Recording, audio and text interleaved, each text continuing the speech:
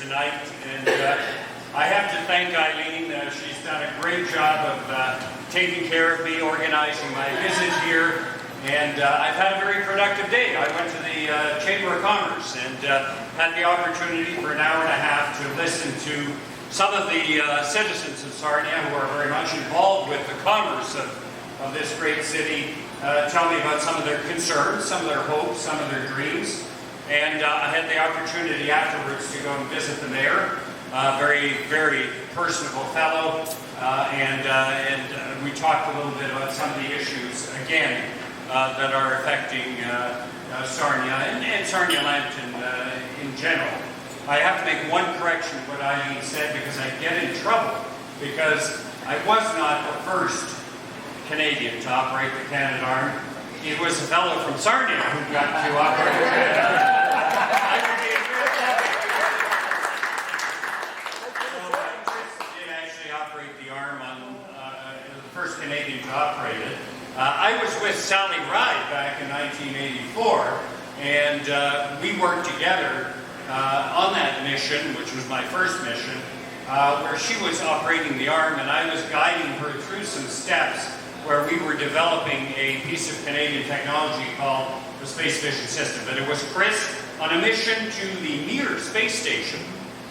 You may remember the Mir space station, who actually used the arm for the first time. I had the great privilege of using the arm on 2 of my 3 missions, so I did get to use the arm, and what a wonderful piece of technology. But Chris was actually the first, and I'm sure that he would not let me forget that. Nor would the good people of Sarnia. But thank you very much. I have felt a warm welcome here today. I'm delighted to be here. You know, I've been doing my share. There are, as you know, there are a small number of us in the Liberal Party, and we're covering a big country. But I have always wanted to come to Sarnia, and even though I started going across the country almost 30 years ago after my first flight, for some weird reason I never made it to Sarnia, so I'm delighted to be here today. I knew a lot about Sarnia because Chris told me a lot about Sarnia, I can tell you that, because Chris and I got to know each other back in 1992. I was actually on the selection committee that chose Chris, and it was obvious the moment we met him that we had to choose him as one of the astronauts. And he and I went down to Houston to train as mission specialists. And I was there until 2001. He stayed on, of course, but we got to know each other very well. His children were young, my children were young, and he told me quite a bit about Sarnia and how he had a place, a summer place that they would come up to, and they would come up to it from Houston in the summertime. Probably very nice to get out of Houston in the summertime. It's really can be, for those of you who may know it, many people in the petrochemical industry who will have gone to Houston at one time or another, it can be very, very hot and humid in the summertime. So I'm sure going to his place on Stag Island is probably a very, very nice way to reconnect with the place where he grew up, and also to reconnect with Canada. You know, it's a very exciting time for the Liberal Party. Justin Trudeau was chosen as our new leader on the 14th of April. That's been about almost 5 months, I guess, since he has been the leader. And I think we're off to a good start. I have not felt this sort of upbeat for quite a long time. I think we've learned a lot of lessons over the past 7 years, and I think that we're off to a very, very good start. We are very disciplined in the Liberal Party. We are very humble. We did suffer in the party from the sin of arrogance in the past, and we know that that is not a good thing. We're very disciplined in terms of putting together the necessary steps so that we will be the choice of Canadians at the next election. We're being patient, and we are united.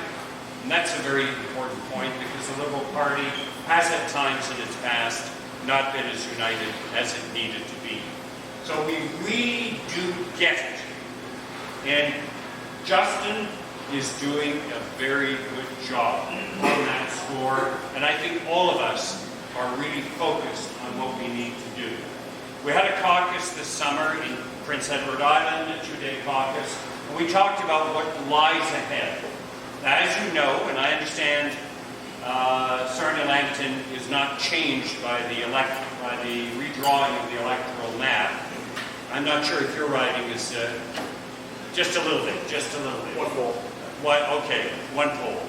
In my case, it's literally cut in two. I'm in a riding in Montreal, so big change. But in the next week or so, we're going to officially hear a kind of a proclamation in Ottawa that there are now 338 ridings.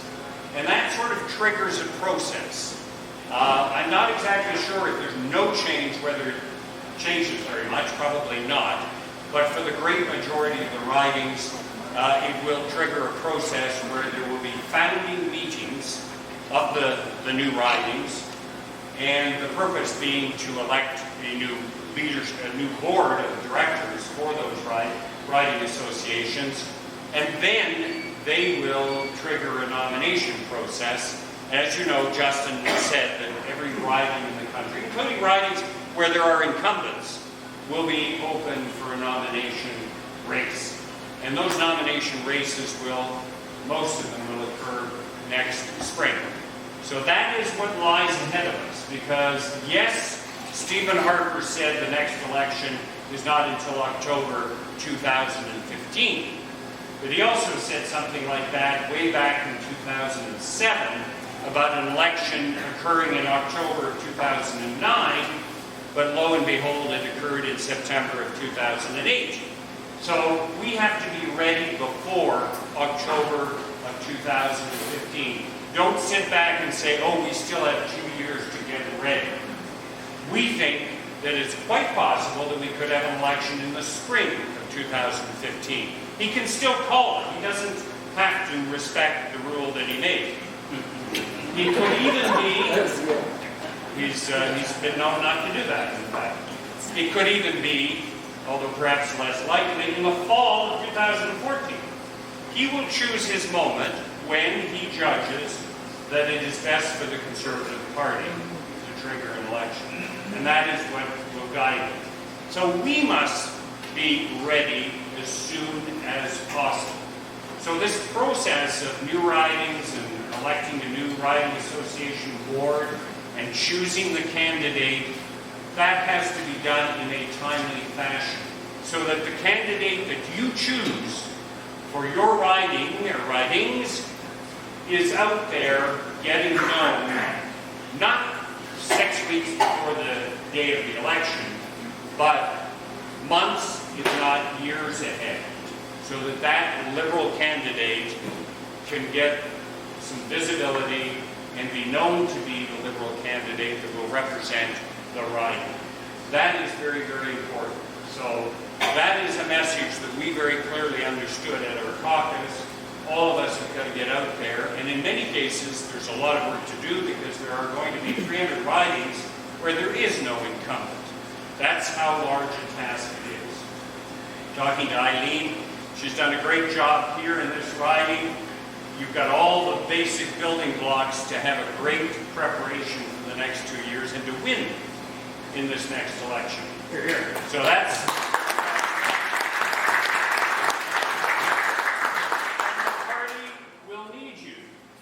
If you are willing to, please volunteer. Please help. If you're willing to part with some of your money, please do. Money is important. The Conservatives understand this, so let me be very blatant. They understand it, and they contribute. We need to do the same thing, and we need to give up our time. That's the way we will be successful. So that was part of the discussion we had during the caucus. We also talked about policy development. One of the things that will be very, very important is what we will present to Canadians when that next election occurs in 2015 or 2014. What will we put on the table that will say to Canadians, we should be your choice, and Canadians will say, yes, we like what you are going to be putting on the table. Well, I can assure you we're working on that now. We're not going to wait and suddenly decide to get down to that business a few weeks before the election. We're working on it now. When it's divulged, when it's made public, all parties to some extent take the approach that some of their best ideas they're going to keep for the actual platform when the actual election comes. So, but I want to assure you that the preparation of the platform is underway at this point, and we will have a platform that we think speaks to Canadian values. As Eileen very kindly said, that speaks to the fact that we use science and factual evidence on which to base policy. That we are a party that is inclusive. That we are a party that recognizes that not everybody is born into this world with the same advantages as other people, and that if we are compassionate as a people, we must also look out for those who are less fortunate than us. We are a party that believes in balancing budgets and being fiscally responsible. We expect it.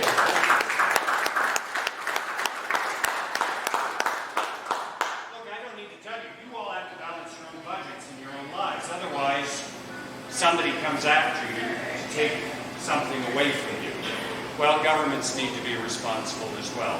So those principles that have been anchored in the liberal philosophy of being fiscally responsible, but also being socially compassionate, will be at the root of what we will be doing, and based on science and factual evidence, will be at the root of the platform that we will be presenting to Canadians when that election comes. So I can assure you, in the caucus, and the caucus is actually the MPs, but also the senators. We can talk about senators, so that's a delicate subject. But we have some very good senators who are also working very, very hard. If you have questions about that, I would be glad to answer questions about any of these subjects. But we are all working very hard in Ottawa because you elected the MPs, and the senators are committed Liberals. We are working to get ourselves ready for that next election. Stephen Harper will have been around for maybe 10 years by that time. Canadians have a habit of saying, well, let's try something different. They're going to look. They're going to see the NDP. They're going to see the Liberals. We want to make sure that they say the Liberals are the ones that we want to choose. That is our challenge. That is what we fully understand in the Liberal Party, and that's what we're going to work towards. So I'll stop there for a second, but I have to tell you a little thing about Chris, because I am in a place where Chris comes from, and I know how proud you are of him, but you may not know how proud I am of Chris Hadfield. Chris has really, literally done something that no astronaut in the history of the astronaut program from any country has ever done. He has reached out during the 5 months that he was up there and communicated the experience of space to people. Not just by telling them what he was doing, although people are interested in that, but by telling people how he felt. And that is something that people are interested in. They want to know how you feel.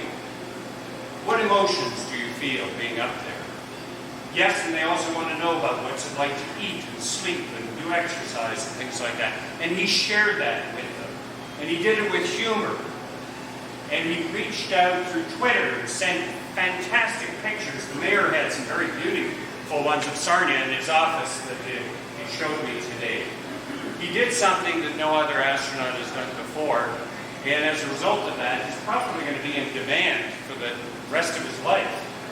He's almost impossible to get a hold of because he's got such a large number of people, not only in Canada, but in other countries, wanting him to come and speak.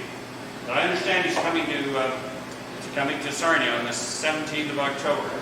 So I wish I was here to partake of that. But I'm sure that you're going to enjoy this visit. I think it's involved with a fundraiser for a hospital. So that's a really great thing. But anyway, I just wanted to say how proud I am that Chris has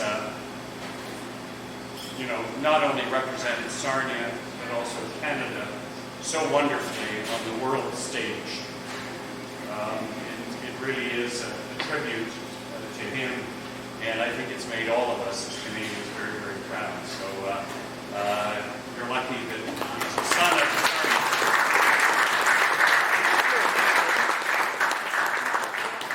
Thank you. Just finish off by saying that I was told today about some of the concerns when I was at the Chamber of Commerce about the industry here and about the manufacturing sector, about public transit, but public transportation. In this case, I'm talking about via rail. And so I have made a note of all of this, and I will take this back to the Liberal Party. And so I was most appreciative of the opportunity to hear about what are the concerns of the people of Sarnia Lambton. And I can assure you that I have taken this very seriously and will discuss it with my fellow critics when I get back to all of them. So if any of you have questions on more specific things, let me try to answer them. Yes? Thanks, Mark. Justin's done a fantastic job beginning to define us with his courageous statements on marijuana and removing the content of it, and also with now his first gate relation to the charter of that values. But and so he's countering for 6 years what the media has always said of us is that they don't know what we stand for. And I'm concerned about his comment 2 weeks ago that he would not be making any positions, what he said on economic policy until read. And that's been repeated for the last 2 weeks as any policy, not just economic. And I think we've seen what happened with Mr. Natu not putting policy in until read. And so I personally feel that it would be better if we continue to make statements where he stood for, where we stood for, prior to the writ. And I would disagree with the suggestion, for instance, where do we stand on the Senate? On the Senate, for instance. There's an example. A very simple one is the current issue. And another one, which is not a valid one, but is where do we stand in relation to the civil wars. There are other things, and me. But I just feel personally that we've got to define these lines. Okay, well that's some very, very good comments. He has spoken about marijuana, and although it's generated a huge amount of publicity, let me tell you that within the caucus, and I'm talking about Justin as well, we treat this as, even though it attracts a huge amount of attention, it's something that everybody talks about, we are treating this as an extremely serious file. This is a very, very, the whole idea of legalizing, regulating is a very, very complex topic.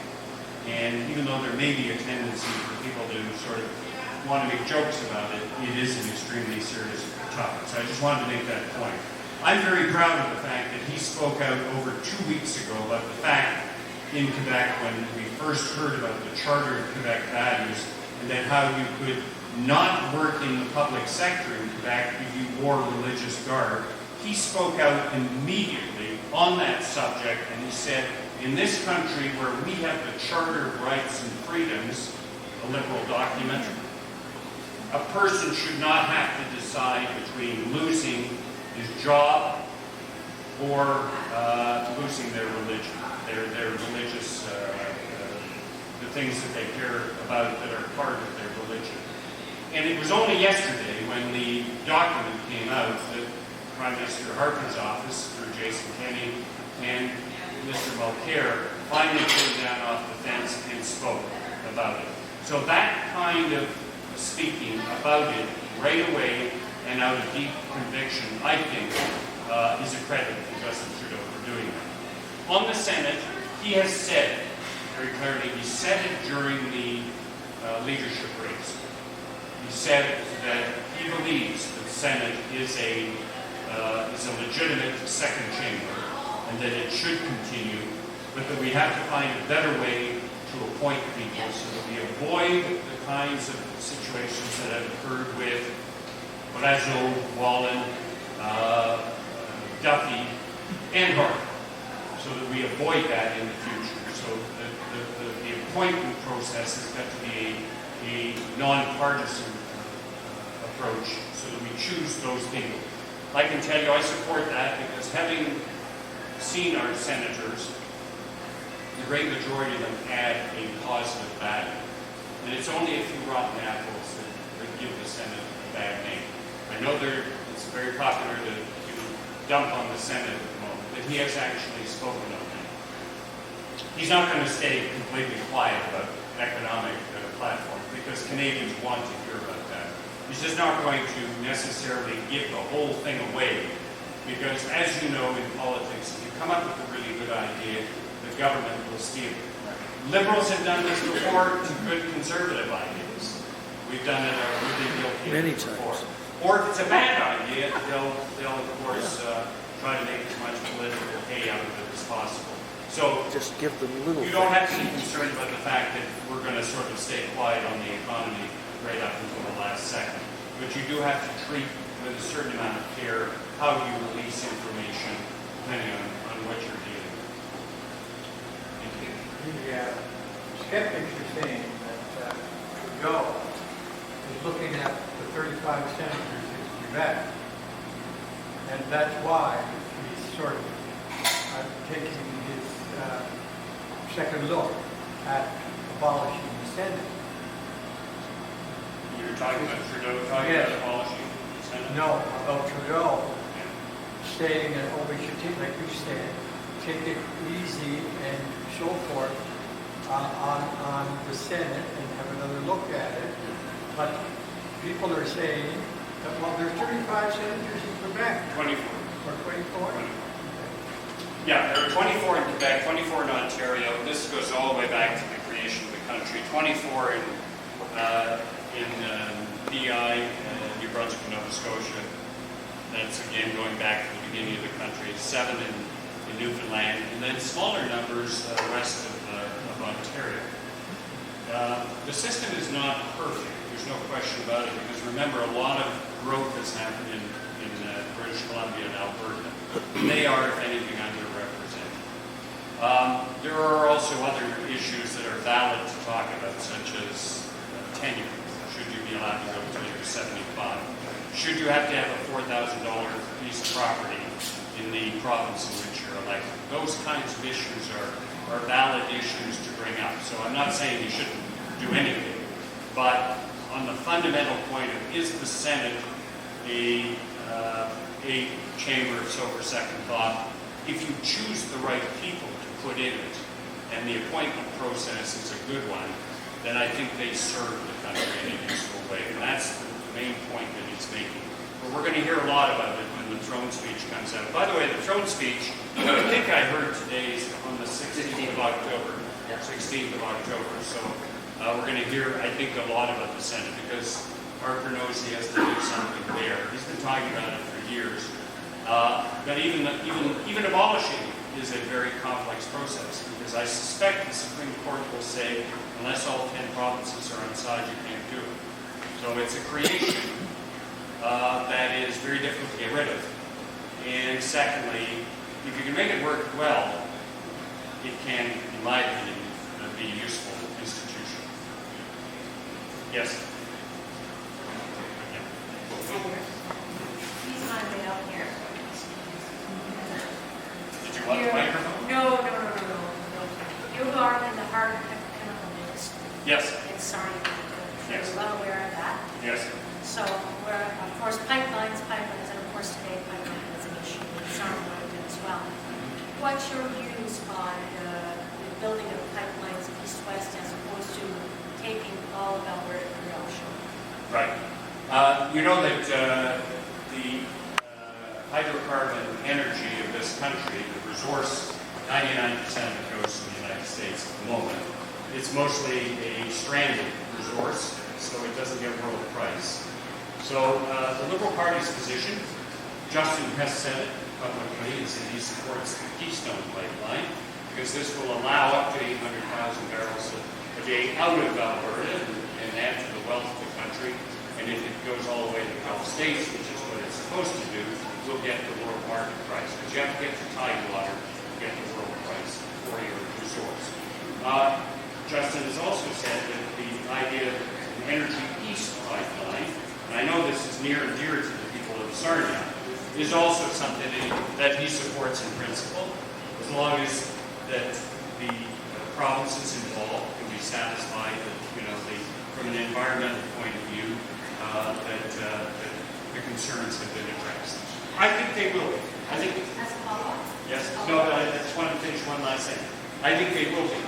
And I know how important it is to the people of Sarnia. And I just want to tell you for background that I was on the board, this is full disclosure, I was on the board of an oil sands company for politics. I understand the oil sands, and I understand how much it adds to the wealth of the country, and I know how much it represents for the petrochemical industry here, particularly if you can add value to it with all the capacity that you have here. So, yes. Who else? Yes. Not so much a question. Thank you very much for coming. Two things. One, Mr. Hatfield, we have taken great joy in talking to him. But this young man became a little because he heard you speak.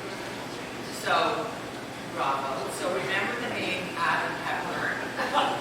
Okay, we got that right. Yes. It's important to us. You're under 60 for God's sake.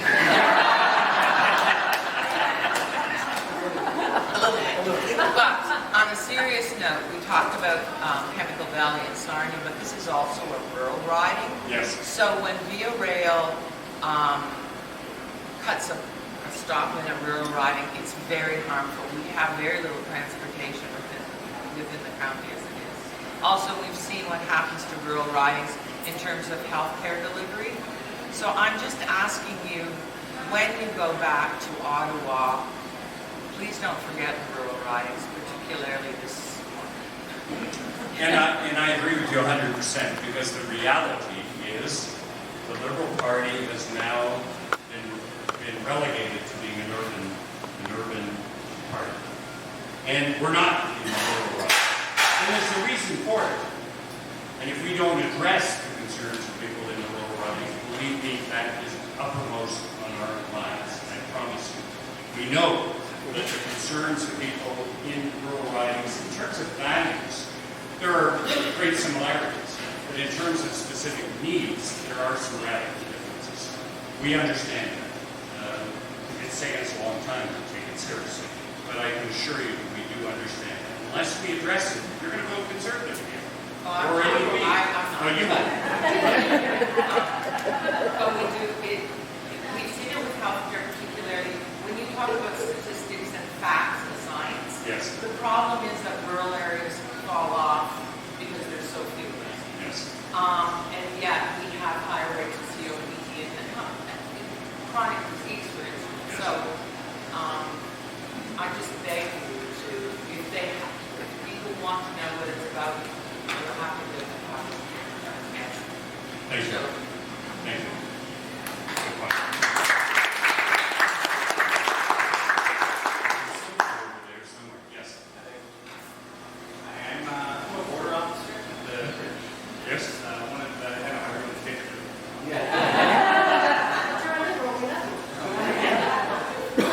It is arguably one of the busiest border officers in North America. We've been without a contract for 2.5 years now. Our employer led by the government, which was very similar to airport security. There's a girl actually from London, Ontario, who was shot while working at the border in BC 6 months after she was hired. We're all armed now.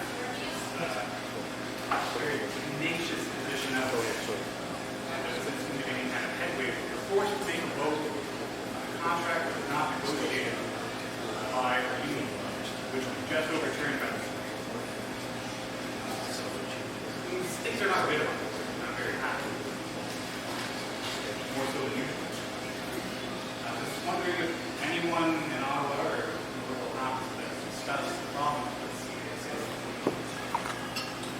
Yes, it has been discussed because for some places, particularly those such as this area here where you are at the border, there have been quite a few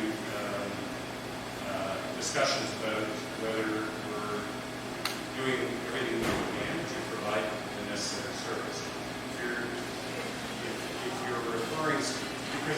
want the flow to be as fast as possible, but to be secure at the same time. Obviously, we're a trading nation. You know the statistic better than I.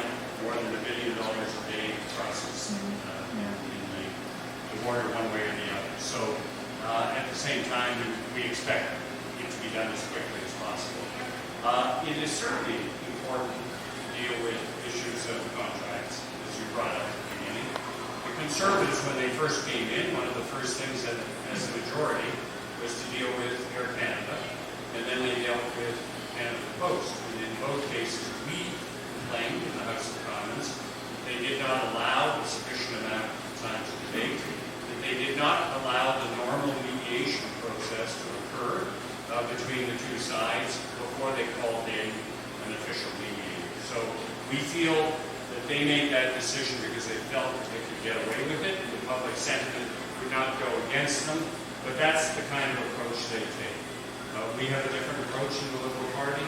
We believe that there are times when contracts need to be renewed, and that one must allow a process to occur, and we must allow it to have sufficient time to take place, and at the same time we measure what it does to the people in terms of what it does in their lives, in terms of whether it's air service or postal service or border service, and that we try to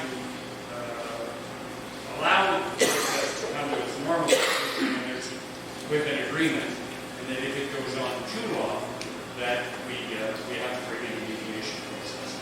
Well, we have a longer timeline than the Conservatives obviously did, and they went at it to be very blunt, because they thought nobody cares about Air Canada and nobody cares about the post office employees. It's a very cold and calculated decision on their part.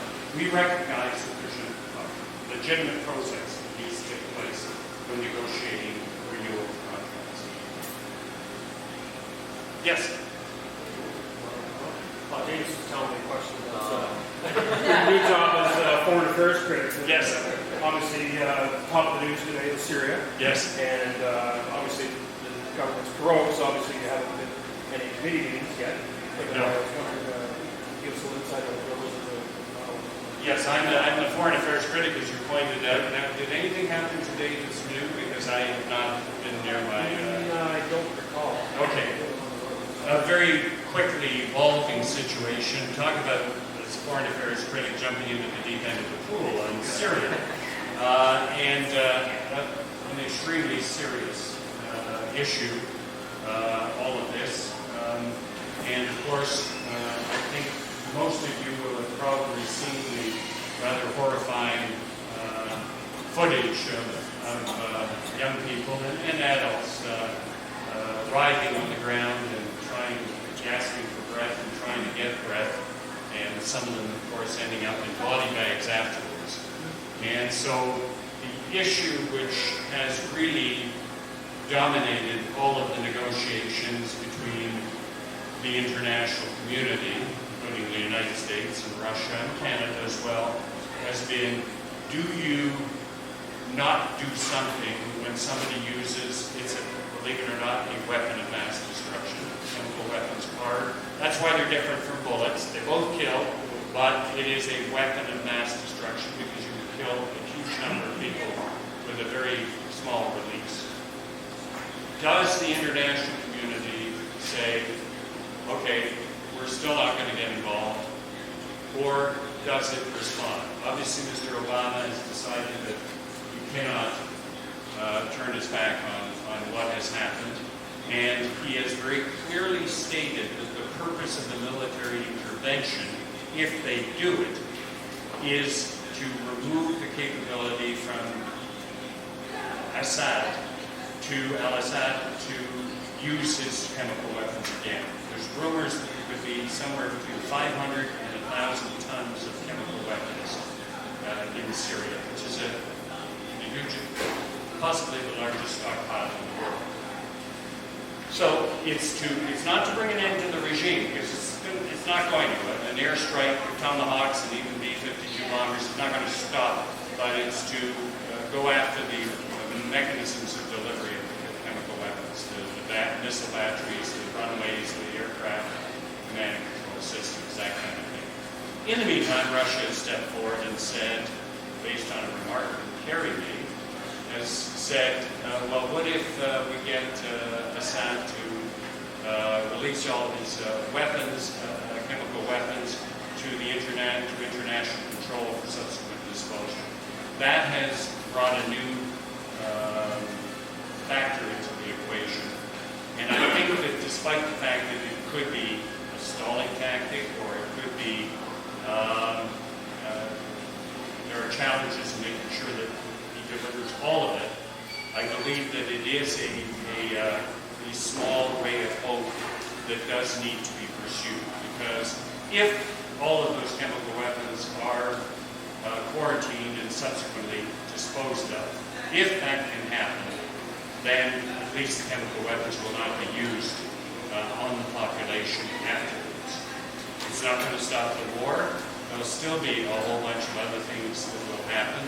Killing, we're up to 110,000. It's a horrible situation that is occurring, but at least it will have addressed the chemical weapons. And eventually people will have to go and get punished for those who deploy these weapons in front of the International Criminal Court. That will happen a lot. So those are the kinds of dilemmas the world is faced with.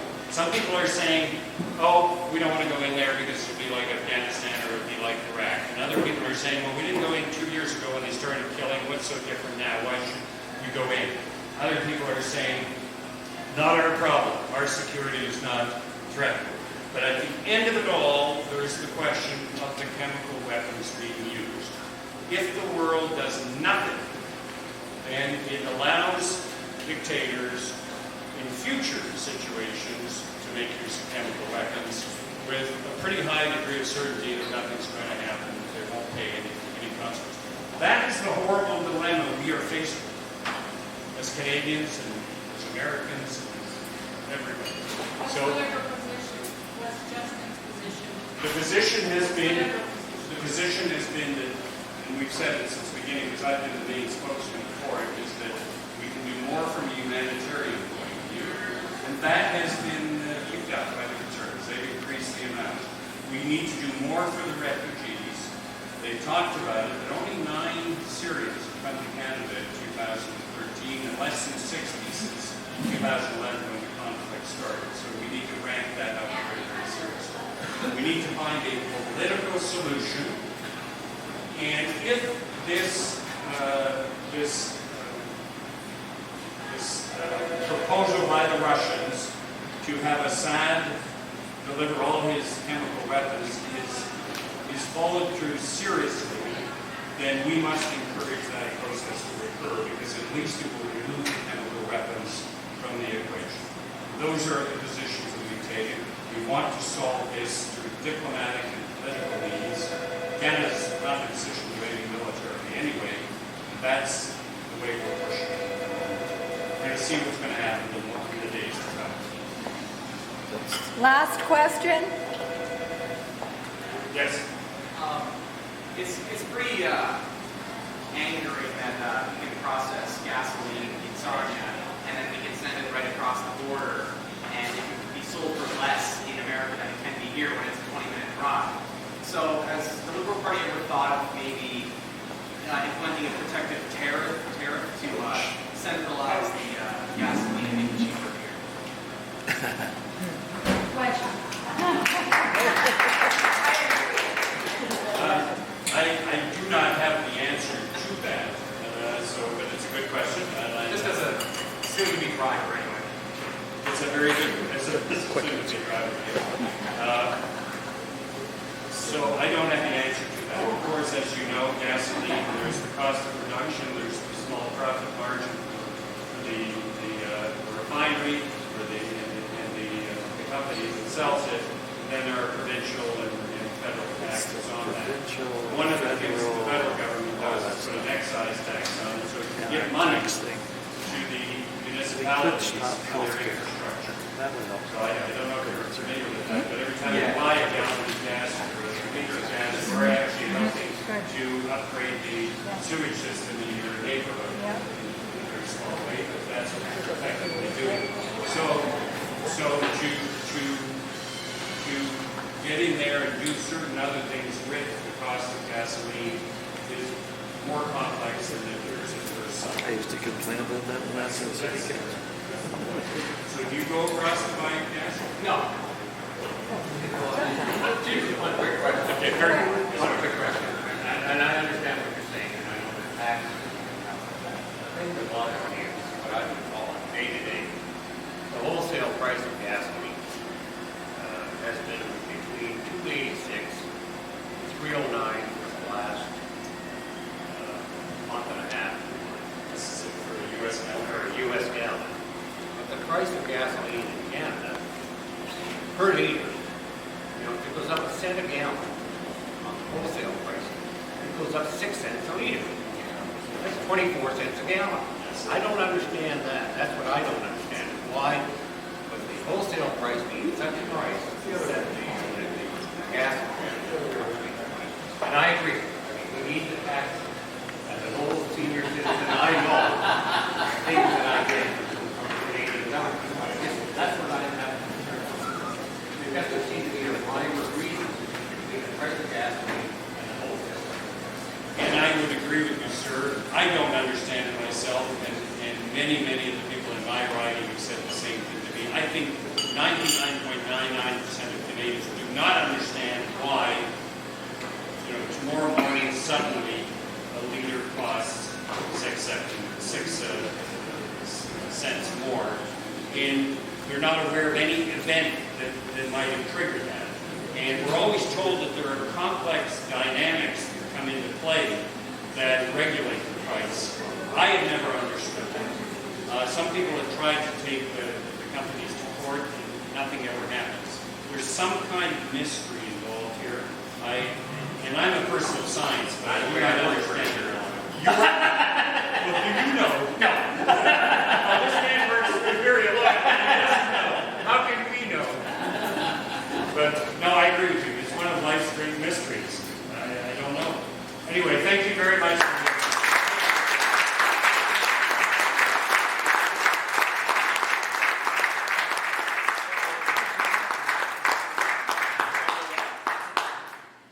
My name is Vernon Childs, and I have the honor of expressing our appreciation to Marc Garneau this evening. I just wanted to note, in case some of you don't know about it, the latest issue of the Walrus magazine has a very interesting article. It's their 10th anniversary issue. It's by Andrew Coyne, and it's called Repairing the House. The subtitle is How to Make Members of Parliament Relevant Again. It bemoans the fact that really outstanding Canadians, very few of them, choose to serve their fellow citizens as members of Parliament. You, Mr. Garneau, are an exception. You're one of the great ones. And we appreciate the effort that you went to come and speak to us this evening. And more than that, we appreciate all the wonderful things you did before you got into politics and what you've been contributing since you got into politics. And I think we, as the Sarnia Lambton Federal Liberal Association, should be motivated and take from your presentation tonight as a challenge that when it comes to choosing our candidate for the next election, we should try as hard as we can to find a truly outstanding citizen, fellow Canadian, to be our representative. Now, we have heard by the grapevine that your greatest extravagance is foreign Scotch. I don't know if there's any truth to that, but if there is any truth to it, we have a little thank you card here, and the contents of it might help you just a little bit indulge your extravagance. Thank you.